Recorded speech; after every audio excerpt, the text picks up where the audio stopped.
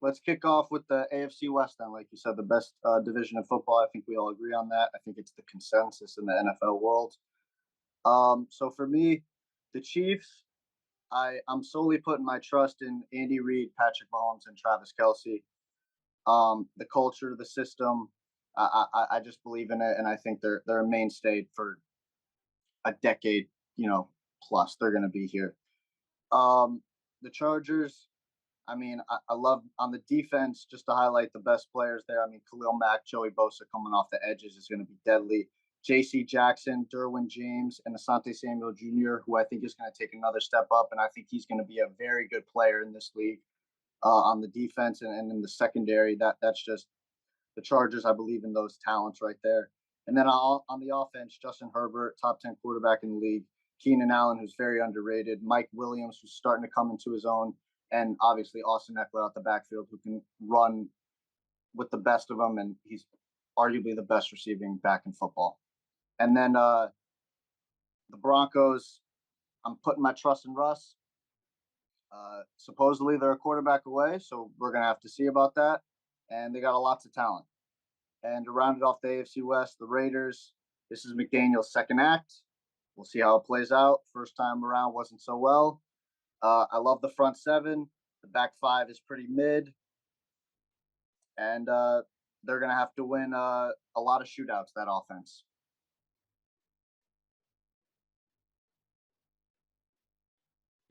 Are the Broncos really a quarterback away? I don't buy it at all.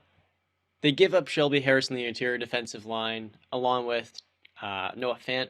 And I'm expecting big things this year for Jared Judy and Alberto on that offense. But with Nathaniel Hackett coming in, this team's not ready made. There's no system, there's no structure. It's a brand new thing and a brand new quarterback in a division that is the best in football. I have a really hard time with the Broncos this season because this team is totally unproven. And even on the defense, while Patrick Surtain, I think, is going to be a stud along with Justin Simmons in the secondary, and that can be one of the three best in the NFL, Bradley Chubb was massively underwhelming a year ago. And that's supposed to be their main guy with Randy Gregory on the edge. So I look at the division they're in where you have to play Kansas City twice a year. With Andy Reid, who you said, Brandon, is one you can trust. I believe is a top four head coach in the game. And then at the same time, the Raiders have even more firepower in their offense. And that Devontae and Derek Carr connection is one you just can't brush off. It could be the best in the entire league this season, relative to Jamar Chase and Joe Burrow and Matt Stafford and Cooper Kupp. So I don't have the Broncos making the playoffs. I do have them finishing 500 at 8-1. I have them tying with the Raiders. And just overall in division, I have the Chiefs winning it. I have them winning the tiebreaker with the Chargers. But, dude, only two playoff teams are coming out of this division, in my opinion. I look at the AFC North, and I think three, we'll touch on that in a moment, will come out of there. And then we'll get one from each of the South and the West, or the East. You said only two teams are coming out of the AFC West? Mm-hmm.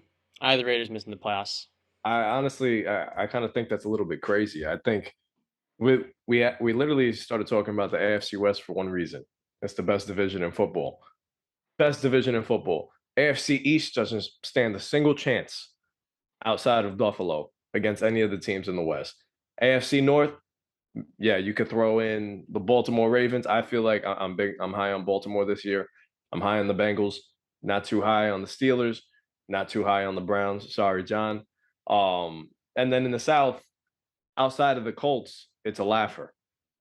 So I think without a doubt there is a place for a third team. Whether that be, I think the Raiders get it. I think the Chiefs get it, and I think the Chargers get it. I think Denver's the odd man out.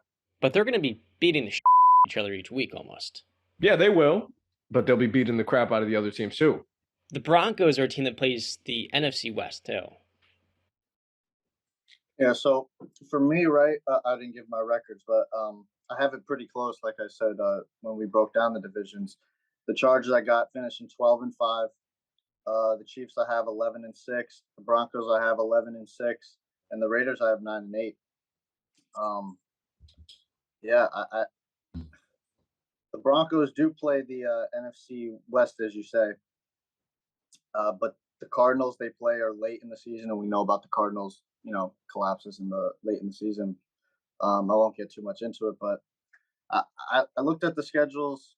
I went through each game, and I just, I made a couple of changes in this division too. Like I just have a lot of scribbles right here with their records that I made some changes to. But how I finish it is Chargers first, Chiefs second, and Broncos third, with the Raiders coming at 9-8 and fourth. I had the Raiders at 9-7-1. 9-7-1. I had to throw a tie in there, and I think it was their second match together. With the Broncos. All right. Yeah, is there anything else you guys want to say on the AFC? Go ahead, Josh. What is the two questions? What is the breakout candidate in this division, and what is the rookie standout for the season? Oh boy. So I think name that comes right to mind, right, when you say breakout player, and he's a rookie too, is Sky Moore. I gotta be honest. That's the first name that popped into my mind. For me, a breakout candidate has to be Jerry Jeudy. I think it's about time he has himself a quarterback. When he came out of the draft, everybody was hyped up for him. The guy has elite route running skills. He's fast. He's quick. With a good quarterback, the guy can do it all. And I'm hoping that I don't know if this is going to happen, but if Russell Wilson has that Peyton Manning effect, that when he walked into Denver, Demaryius Thomas and Eric Decker just exploded. And I'm hoping that Russell Wilson getting in there, that we're going to see the same thing from Cortland Sutton, who we've seen flashes of. We've seen him look like a top dog. So I would love to see him develop into a true number one. But honestly, I could see Jerry Jeudy turning into the number one on that team. You want to know who mine is in Kansas City? It's Juju Smith-Schuster. This guy's put up 1,400 yards playing the slot off of number 2 in his second season, and akin to Cortland Sutton, was a Pro Bowler at like 22, 23 years old. Now he gets to play with the best quarterback in the NFL, off of Travis Kelce. I think they're going to utilize Sky Moore a ton, and what Juju thrives where is out of structure. When the play breaks down, he can find a soft spot in his zone. He can get into tight windows and man as well. And him and Ben Roethlisberger just made stuff happen out of nothing. And when it comes to improv, Pat Mahomes is the best in the game, man. And I think their connection on third downs is going to be go-to for Kansas City. And for all the fans out there that don't like Juju Smith-Schuster because of the personality and the entertainment value he brings off of the football field and the TikTok videos, let me tell you, this dude is not only a baller, he is a stud. He's proven to be a Pro Bowler, and he hasn't had a quarterback in 2-3 years. He was injured last season, and he's going to wear his heart on his sleeve week in and week out. One of the toughest players in the NFL. He blocks. I love that block on Vontaze. I just replay in my head again and again. It is one of the coolest plays, and he is one that will stick up for his guys. I'm expecting him to have over 1,000 yards this season. Maybe 7 or 8 touchdowns, and hopefully, because I'm a big fan of him, he can get back into the Pro Bowl. And like you said, Brandon, Sky Moore is an obvious candidate because of opportunity and talent to have a big-time rookie season. I might have him in the Rookie of the Year discussion, and Justin, Jerry Jeudy as well is another big-time player. I'm interested to see how they use him, whether it's in the slot or on the outside of KJ Hamler, because he's another player coming off of injury. All those Broncos receivers. Sutton was out in 2019, his third season. Last year was, what's-his-face? Hamler, and then this year it's Tim Patrick. Like, they have a staple of receivers, and we just haven't gotten to see all of them together at the same time. That's what's upsetting, because the Broncos' talent, they got 2 of the best backs in the game. I think Melvin Gordon still has more left in the tank. It's just the rest of that team really not sold on. And if your most deep and well-rounded position is running back, where you got 2 dynamic backs, I'm not really feeling great about your overall team. I just don't think the Broncos are good enough in the front 7 or on the interior. Because like the Chiefs, they have a top 3 interior offensive line with Humphrey, Thuney, and Smith, the second-year player from last year. I mean, that Chiefs offensive line is one of the best in the NFL. And I think that as well is really going to help them this season in a division that has so many elite pass rushers. And of course, Joey Bosa and Khalil Mack, not to mention Chandler Jones and Max Crosby, who may be the most underrated edge in the game. I think for Kansas City, though they don't have elite tackles, they're just fine. It is a good thing that they have one of the best O-lines in the game. So, question. Looking at the Chiefs' offense, obviously you're taking out Tyreek Hill. He's no longer there. That's a big part of their offense. Is Juju their number one, or is it just by committee, whoever steps up that week? I think he starts as number 1. I say the latter. Yeah. between Kelsey, who is still the best tight end in my opinion, Yeah, obviously. Sky and him, and then you have MVS as that deep threat. He's a guy that's had drop issues in the past, but last season he was able to clean some of those up. And I think he is that guy that will be able to take the top over the defense. And with Tyreek Hill, last year he had a career low in yards per target after his rookie season. His rookie season was 7.1. Last year it was 7.8. And that's because we were talking about before, Brandon, when the Chiefs were struggling, they started to work more in the intermediate game and so on. And I think you can replicate a lot of Tyreek's production. So I'm looking forward to see what Sky can do in a similar role. And honestly, I think people are going to be really surprised as to how well this Chiefs offense can get out of the mud in those situations where they may not be playing at a high enough level. Yeah. So what are the records that you have for the division? Chiefs 11-6, Chargers 11-6, and then the Raiders 9-7-1, with the Broncos finishing last, going 8-8-1.